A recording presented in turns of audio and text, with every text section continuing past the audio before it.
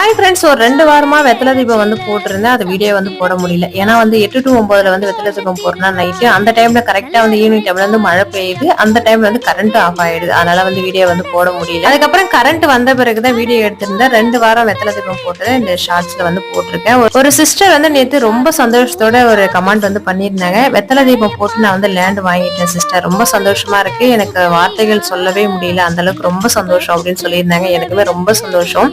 எந்த ஒரு விஷயமா இருந்தாலும் நம்ம நம்பிக்கையை வச்சு, நம்ம மேல வந்து நம்பிக்கையை வச்சு நம்ம ஒரு விஷயம் செஞ்சா கண்டிப்பா அது நடக்கும். அப்படிதான் அவங்க நினைச்சு வந்து பண்ணிருக்காங்க. அவங்க ரொம்ப சந்தோஷத்தோட சொல்லியிருந்தாங்க. என்னோட மனமார்ந்த வாழ்த்துக்கள் அவங்களுக்கு நடந்ததுல. இந்த மாதிரி ஒரு சில விஷயம் எல்லாம் நம்ம கேட்டு நடக்கிறப்ப பாத்தீங்கன்னா நம்மளுக்கு ரொம்ப சந்தோஷமா இருக்கும். கடவுள் மேல இருக்கிற பக்தியுமே வந்து ரொம்ப அதிகமாயிடும். அந்த மாதிரிதான் நீங்களுமே ஒரு விஷயம் வந்து செய்றீங்கன்னா மனம் தளராம நீங்க செஞ்சுட்டே வாங்க, கண்டிப்பா அதுக்கான பலன் வந்து கிடைக்கும். இன்னைக்கு அஸ்வின் விஜயன் ஐடியில இருந்து அவங்களுக்கு திருமண நாள்னு சொல்லிட்டு விஷ் பண்ண சொல்லியிருந்தாங்க. இனிய திருமண நாள் வாழ்த்துக்கள் சிஸ்டர், எப்போ ரொம்ப சந்தோஷமா ஹாப்பியா இருக்கணும்.